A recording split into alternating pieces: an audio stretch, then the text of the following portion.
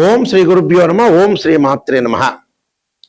మే 21వ తారీఖు నుంచి 30వ తారీఖు వరకు కూడా మేషాది ద్వాదశ రాశుల యొక్క ఫలితాలు ఏ విధంగా ఉన్నాయో తెలుసుకుందాం. ప్రధానంగా గ్రహగతుల్ని మనం చూసినట్లయితే కుజుడు మేషరాశిలో, వృషభంలో రవి బుధులు, మిథునంలో శుక్ర గురువులు, అలానే కుంభంలో రాహు, మీనంలో శని, సింహంలో కేతు యొక్క సంచారం.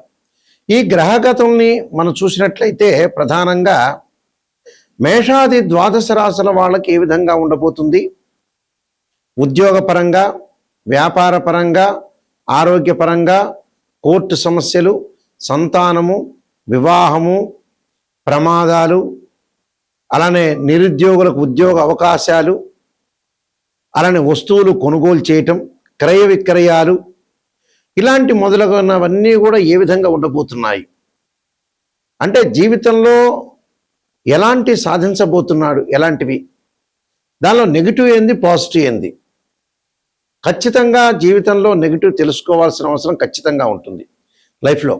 ఆ నెగిటివ్ని మనం పాజిటివ్ చేసుకోవటం ఎలాగా అనేది ఆలోచన చేస్తేనే మన లైఫ్ అనేది ముందుకు వెళ్ళే అవకాశం ఖచ్చితంగా ఉంటుంది. ఎప్పుడు కూడా మనం పాజిటివ్ అనేది కాదు, ఇక్కడ పాజిటివ్ అనేది సహజంగా మీకు తెలిసిన విషయమే. కానీ నెగిటివ్ని పాజిటివ్ చేసుకొని మనం సూపర్ స్టార్స్ కావటం ఎలాగా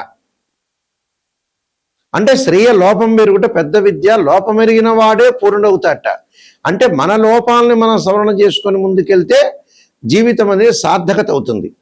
అంటే పిల్లల యొక్క చదువులు, వాళ్ళ వివాహాలు, మన గ్రోత్, ఎకనామిక్ గ్రోత్, ఫైనాన్షియల్ పరంగా ఉండే డెవలప్మెంట్స్, ఫారిన్ కంట్రీస్కి వెళ్ళటం, ఇలాంటివన్నీ కూడా ఏమిటి, ఏ విధంగా ఉండబోతున్నాయి అంటే అనవసరమైన ఖర్చులు పెడుతున్నామా, అనవసరమైన బిజినెస్ చేస్తున్నామా, అలానే అనవసరంగా అధిక ప్రయాణాలు చేస్తున్నామా, అనవసరంగా వేరే వాళ్ళకి డబ్బులు ఇస్తున్నామా, ఫారెన్లో వెళ్ళి సెటిల్మెంట్ కాని వ్యక్తులు కూడా డబ్బులు ఖర్చు పెట్టి ఫారెన్కి వెళ్ళే అవకాశాలు ఉంటాయి. మరి ఇండియాలో ఉండటం మంచిదా, అబ్రాడ్ వెళ్ళటం మంచిదా?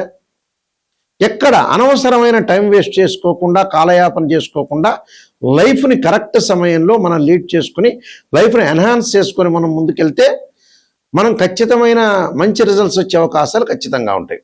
అంటే జీవితంలో అనవసరమైన టైం వేస్ట్ చేసుకోకుండా లైఫ్ని ముందుకు తీసుకుని వెళ్తే మనకు మంచి ఫలితాలు వచ్చే అవకాశం ఉంటుంది. కాబట్టి ఈ 10 రోజుల పాటు ఏ విధంగా ఉండబోతుంది, ద్వాదశ రాశుల యొక్క ఫలితాలు తెలుసుకుందాం. కర్కాటక రాశి వారికి ఈ 10 రోజుల పాటు ఏ విధంగా ఉండబోతుంది. కర్కాటక రాశి వారికి ముఖ్యంగా ఉద్యోగపరంగా అనుకూలంగా ఉండటం. ఎందుకంటే ఉద్యోగపరంగా అనుకూలంగా ఉండటం, లాభస్థానం రవి, లాభస్థానంలో బుధుడు వల్ల నూతన వ్యాపారాలు ప్రారంభం చేయొచ్చు.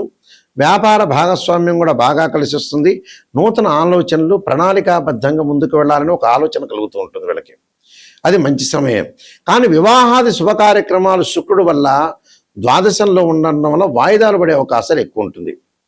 అలానే ద్వితీయంలో ఏదైతే కేతు యొక్క సంచారం వల్ల కుటుంబ పరంగా ఇబ్బందులు కలగకుండా చూసుకోవాలి.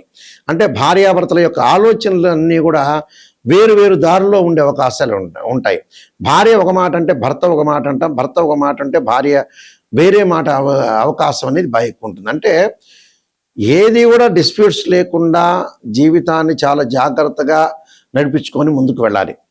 ఎందుకంటే మన జీవితం ఏ శాశ్వతమైన జీవితం కాదు, జస్ట్ డ్రామా, పాత్రధారులం. ఈ పాత్ర ముగించుకొని వెళ్ళిపోవటం అంతే. కాబట్టి వ్యాపారంలో లాభాలు వస్తాయి, వృత్తిపరంగా నిర్ణయాలు లాభాన్ని ఇస్తాయి. వృత్తి వ్యాపారాలయంలో ఆ లాభం, ఆత్మవిశ్వాసం బాగా పెరుగుతుంటుంది. ఆత్మవిశ్వాసం పెరుగుతుంది, దృఢ నిశ్చయం పెరుగుతుంది, బాగా చేయాలని ఆలోచనలు కూడా కలుగుతాయి. ఆరోగ్యం అనేది గతం కంటే మెరుగుపడే అవకాశాలు, ఆర్థిక పరంగా అనుకూలమైన ఫలితాలు, ఆకస్మికంగా ధనలాభం, ఆగిపోయిన పనులన్నీ కూడా, పెండింగ్ ప్రాజెక్టులన్నీ కూడా వీళ్ళకి పూర్తయ్యే అవకాశాలు బాగా ఎక్కువ ఉంటాయి. అంటే ప్రధానంలో కూడా వీళ్ళు ముందంజలో ఉండే అవకాశం ఉంటుంది. కానీ వివాహ శుభ కార్యక్రమాలు మటుకు కొంత లేట్ అయ్యే అవకాశాలు ఎక్కువ ఉంటాయి. వృత్తిపరంగా అనుకూలంగా ఉంటుంది. నేను కొన్ని పరిహారాలు చెప్పబోతున్నాను, ఆ పరిహారాలు మీరు పాటించి ముందుకు వెళ్ళండి. ప్రధానంగా ఏ గ్రహాలైతే మనకు బాగలేదో ఆయా గ్రహాలని ఆరాధన చేయటం చాలా ముఖ్యమైన విషయం. మనకి జాతకంలో మనోవేదనలు ఉన్నాయి అని అన్నప్పుడు చంద్రుడి యొక్క ఆరాధన చేయాలి. క్షీరపుత్రాయుధ్య అమృతతత్వాయ ధీమే తన్నో చంద్ర ప్రచోదయాత్ అనే మంత్రాన్ని, వీలైతే దధీశంక తుషారాభం క్షీరోధారణం సంభవం నమామి శశనం సోమం శంభురు ముకుట భూషణం అనే మంత్రాన్ని చక్కగా చదువుకోవాలి. అలానే ఉద్యోగపరంగా ఇబ్బందులు రావటం, ఆరోగ్యపరంగా ఇబ్బందులు కలుగుతున్నాయా,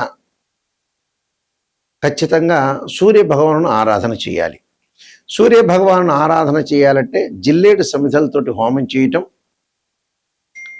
అలానే సూర్యుడి యొక్క ఆరాధన చేయటం, ఉషాఛాయా సమేత సూర్యనారాయణ స్వామి యొక్క ఆరాధన చేయటం వల్ల మనకు మంచి ఫలితాలు వస్తాయి. అంటే నవగ్రహాల యొక్క ప్రదర్శన చేయటం, సూర్యుడికి దానిమ్మ రసంతో అభిషేకం చేయటం చాలా మంచిది. అంటే దానిమ్మ రసంతో చక్కగా సూర్యుడి యొక్క ఆరాధన చేయాలి. అప్పుడు ఆరోగ్యం బాగుంటుంది, ఉద్యోగపరంగా ఇబ్బందులు లేకుండా ఉంటాయి. అలానే కుజుడు వల్ల ప్రమాదం జరుగుతుందా, మన జాతకంలో కుజుడు బాగలేదా అంటే అంగారకుడిని ఆరాధన చేయాలి. సుబ్రహ్మణ్య స్వామి యొక్క ఆరాధన చేయాలి.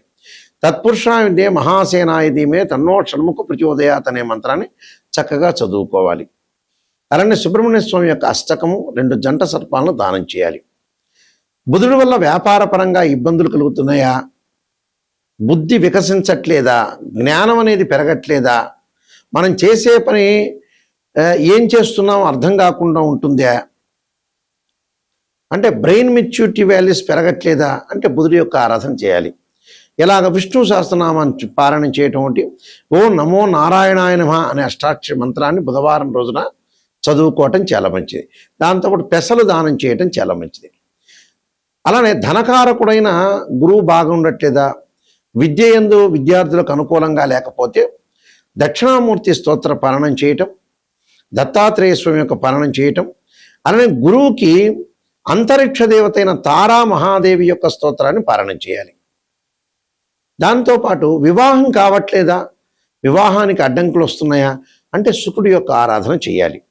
అంటే వివాహం కాని అమ్మాయిలు వరపాశుపతాశ్రుద్రాభిషేకం, అఘోర గౌరీ పాశుపతాశ్రుద్రాభిషేకం, అబ్బాయిలు కన్యా పాశుపతాశ్రుద్రాభిషేకం చేయాలి. ఎల్నాటి శని అంటే జన్మశని, వ్యయశని, ద్వితీయ శని ఎల్నాటి శని అంటాం మనం. అలానే అర్ధాష్టమ శని, అష్టమ శని, కంటక లేదా పొంగు శని ఉందా, శని మహర్దశ సరిగా లేదా అని అంటే ఖచ్చితంగా శని యొక్క ఆరాధన చేయాలి. నీలాంజన సమాభాసం రవిపుత్రేమాగ్రజం ఛాయామార్తాండ సంభూతం తమ నమామి శనైశ్వరం మంత్రంతో పాటు దక్షిణాకాళి యొక్క స్తోత్ర పాలనం చేయటం, అలానే నల్లని ద్రాక్షారత్నంతో శనికి అభిషేకం చేయటం చాలా మంచిది. అలానే విదేశాలకు వెళ్ళలేకపోతున్నారా, చక్షు దోషాలనే ఉంటే రాహు యొక్క ఆరాధన చేయాలి. రాహుకు అధిష్టాన దేవతైన దుర్గాదేవిని, అలానే సర్పాన్ని ఆరాధన చేయాలి. అంటే నాగరాజాయుధమే పృథ్వీధరాయుధమే తన్నో సర్ప ప్రచోదయాత్ అనే మంత్రాన్ని చదువుకోవాలి. అలానే కేతు యొక్క దోషం ఉంటే గణపతి యొక్క ఆరాధన చేయాలి. అంటే గణపతిని గకార అష్టోత్తరంతో ఆరాధన చేయాలి. అలానే ఇక్కడ దానితో పాటు ధనానికి సంబంధించిన ఇబ్బందులు కలిగితే ఓం యక్షాయ కుబేరాయ వైశ్రవణాయ ధనధాన్యాధిపదే ధనం ధాన్యం సమృద్ధిమే దేహిమే దాపైస్వ అనే మంత్రాన్ని కూడా చక్కగా చదువుకోవడం చాలా మంచిది. అలానే శత్రువులు ఎక్కువగా ఉన్నారా, కార్తవీర్యార్జునుడి యొక్క మంత్రాన్ని, భగళాముఖి అమ్మవారి యొక్క ఆరాధన చెయ్యాలి. అలానే రాహుకేతుల యొక్క దోషం ఉంటే కూడా ధూమవతి యొక్క అమ్మవారి యొక్క ఆరాధన చేయటం చాలా మంచిది. ధూమవతి యొక్క ఆరాధన చేయటం వల్ల కూడా మనకి దోషం అనేది తొలగిపోతుంటుంది. అలానే వివాహం కావట్లేదు, దగ్గరకు వచ్చినట్టు వచ్చి వివాహాలు వెనక్కి వెళ్ళిపోతున్నాయా, కమలాదేవి యొక్క స్తోత్ర పాలనం చేయటం కూడా చాలా మంచిది. అంటే ఇవన్నీ కూడా ప్రత్యేకంగా రెమెడీస్, ఇవన్నీ కూడా గోచారరీత్యా చెప్పబడే ఫలితాలు మాత్రమే గుర్తుపెట్టుకోవాలి. ఇవన్నీ కూడా మనం చెప్పే ఫలితాలు ప్రతిసారి కూడా రాశి ఫలితాలు 20% సూచనలు మాత్రం. కానీ 80% ఎలా ఉంటుంది, బర్త్ చార్ట్ మీదే డిపెండ్ అయి ఉంటుంది. బర్త్ చార్ట్ అంటే ఏమిటంటే ఒక చెట్టు కింద వేళ్ళు అని అర్థం. ఆ వేళ్ల పైన కాండం ఉంటుంది, దాని కొమ్మలు ఉంటాయి, ఆకులు ఉంటాయి. ఆకులు అంటే ఏమిటంటే గోచారం. ఆకులు ఎలా ఉంటుంది, రైన్ సీజన్లో వస్తుంది, వింటర్ సీజన్లో అలానే ఉంటే, సమ్మర్ సీజన్లో కింద పడిపోతుంటాయి. ట్రాన్సిట్ సిస్టానికి అలానే బర్త్ చార్ట్కి లాట్ ఆఫ్ డిఫరెన్స్ ఉంది. కానీ నిజంగా ఆస్ట్రాలజర్ని ఎవరైనా అప్రోచ్ అయితే, ఎవరినైనా సరే, మమ్మల్నే కాదు మీరు ఏరే వాళ్ళైనా సరే అప్రోచ్ అయినప్పుడు గురువుగారు నిజం చెప్పండి, నెగిటివ్ అయినా పాజిటివ్ అయినా చెప్పండి అని తెలుసుకోవాలి. చాలామంది కూడా ఈ మధ్యకాలంలో ఏం చేస్తున్నారు, పాజిటివ్ చెప్పడానికి ఊవిర్లాడుతున్నారు. ఆహా, ఆ ఆస్ట్రాలజర్ నాకు పాజిటివ్ చెబుతున్నారేమో, మరి అద్భుతంగా చెబుతారు, నేనంతా నెగిటివ్ అయితే నేను వినలేను, ఆ చెవులకి నాకు నెగిటివ్ ఎక్కదు అని ఆలోచన చేసేవాళ్ళు చాలామంది ఎక్కువ ఉన్నారు. దానివల్ల ఆస్ట్రాలజర్స్కి నష్టం ఉండదు. ఆస్ట్రాలజర్స్ మిమ్మల్ని పొగుడుతుంటారు, మీరు హ్యాపీగా 10 నిమిషాలు కన్సల్టింగ్ ఫీజు ఇస్తారు, ఆ 10 నిమిషాల్లో హ్యాపీగా ఫీల్ అవుతారు. కానీ ఒకరోజు 1 గంట హ్యాపీ కాదు అది. నిజంగా జీవితంలో తెలుసుకుంటే, నెగిటివ్ని తెలుసుకుంటే దాన్ని సర్దిద్దుకునే అవకాశం ఖచ్చితంగా ఉంటుంది. ఆ విషయాలు ప్రతి వాళ్ళు కూడా గమనించాలి. చాలామంది కూడా ఆలోచన చేస్తున్నారు నెగిటివ్ నెగిటివ్ నెగిటివ్ అని. పాజిటివ్ పాజిటివ్ ఆలోచన. పాజిటివ్ ఏముందండి, పాజిటివ్ మీకు తెలిసిందే. మీకు ఎంత ఉద్యోగం ఉంటుందో తెలుస్తుంది, మీ జీవిత చరిత్ర ఏందో మీకే తెలుస్తుంది. కానీ రాబోయే రోజుల్లో నెగిటివ్ ఎలా ఉండబోతుంది, దశలు అంతర్దశలు ఎలా ఉంటాయి, 16 లగ్న కుండల్ని అనాలిసిస్ చేయటము, అలానే 16 లగ్న కుండల్లో కూడా డివిజనబుల్ చార్ట్స్ ఉంటాయి డిగ్రీలో. మ్యాథమెటికల్ క్యాల్కులేషన్ చేయాలి. చేసి జాతకాన్ని ఏ విధంగా ఉండబోతుంది, ఉద్యోగం ఎలా ఉండబోతుంది, వివాహం ఎలా ఉండబోతుంది, ఆరోగ్యపరంగా ఎలా ఉండబోతుంది, దానిలో సర్పదోషాలని, కాలసర్పదోషాలని, పునర్భవ దోషాలు ఉన్నాయా లేదని టెస్ట్ చేసుకోవాలి. లేకపోతే వెల్ అండ్ గుడ్. ఒక అమ్మాయి యొక్క వివాహాన్ని కానీ అబ్బాయి యొక్క వివాహాన్ని కానీ అనాలిసిస్ చేసేటప్పుడు రాశిచక్రము, భావచక్రం, నవాంశము D9 చార్ట్ ఉంటుంది. అలానే దశలు అంతర్దశలు అనాలిసిస్ చేయాలి. ఒక వృత్తిపరంగా మనం ఉండాలి, ఎలా ఉండాలి, ఆ వృత్తి కలిసి వస్తుందా లేదా అంటే రాశిచక్రము, భావచక్రం, దశమాంశ చక్రము, దశలు అంతర్దశలు. సంతానం కలుగుతుందా లేదంటే రాశిచక్రము, సప్తమాంశ చక్రం, భావచక్రం, దశలు అంతర్దశలు. ఇవి కంపల్సరీ కూడా అనాలిసిస్ చేయాలి. ఇంకా డీప్గా స్టడీ చేస్తే అష్టవర్గును కూడా మనం డీప్గా స్టడీ చేయొచ్చు. అంటే ఆస్ట్రాలజీలో రకరకాల పద్ధతులు ఉన్నాయి. కేపీ సిస్టమ్ అని, బివి రామన్ అని, వైదిక ఆస్ట్రాలజీ అని, ఇంత సబ్జెక్ట్ ఉంది.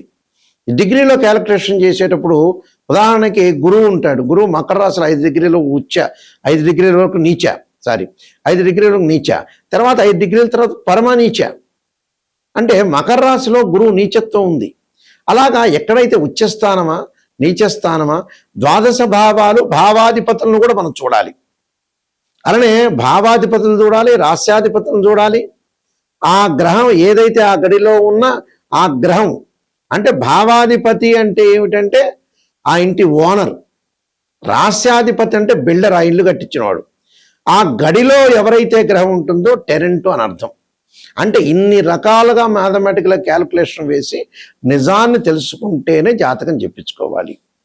అబద్ధం చెప్పించుకునే వాళ్ళు ఎవ్వరు కూడా నా దగ్గరికి స్పెషల్గా మటుకు రావద్దండి. నాయకంటే మల్లికార్జున శర్మ గారి ద్వారా నేను బాగుపడాలి, నెగిటివ్ తెలుసుకోవాలి, నిజాన్ని తెలుసుకొని నేను బాగు చేసుకోవాలి నా జీవితం అనే వాళ్ళు మాత్రమే నన్ను అప్రోచ్ కండి. అలానే www.nayakanti.com ఉంది, మా వెబ్సైట్ని చూడొచ్చు. www.nayakanti.in చూడండి. నేను 15 పుస్తకాలు రాశాను. కాలసర్పయోగం, కాలసర్పయోగ చంద్రిక, రాహుకేతువులు, ఛాయాగ్రహాలు, అలానే బృహత్ పరిహార సింధు, జాతక చంద్రిక, వివాహ మార్తాండం, పుత్రగణ ప్రతివృతము, స్వప్నశాస్త్ర ఫలదీపిక, బృహత్ పరిహార సింధు, నవగ్రహ దోషాలు పోవటానికి 12 మహావిద్యలు, ఇలాంటి ప్రిడిక్షన్ ఆఫ్ ఆస్ట్రాలజీ, సర్వదేవతా గోత్రపురులు పార్ట్ 1, పార్ట్ 2, ఇలాంటి నెంబర్ ఆఫ్ ఆస్ట్రాలజీ బుక్స్ రాశాను. ఈ పుస్తకాలన్నీ కూడా రాజమండ్రి మోహన్ పబ్లికేషన్ వాళ్ళ దగ్గర దొరుకుతాయి. లేకపోతే మమ్మల్ని కూడా సంప్రదించి మా దగ్గర కూడా తీసుకోవచ్చు. కాబట్టి ఖచ్చితంగా వాస్తు బాగలేని వాళ్ళకి వాస్తు యంత్రాలు, మత్స్య యంత్రాలు కూడా మా దగ్గర ఉంటే పూజ చేసి మేము ఇస్తాము. వాస్తుపరంగా కూడా ఏదైనా దోషం ఉంటే కూడా మమ్మల్ని సంప్రదించవచ్చు.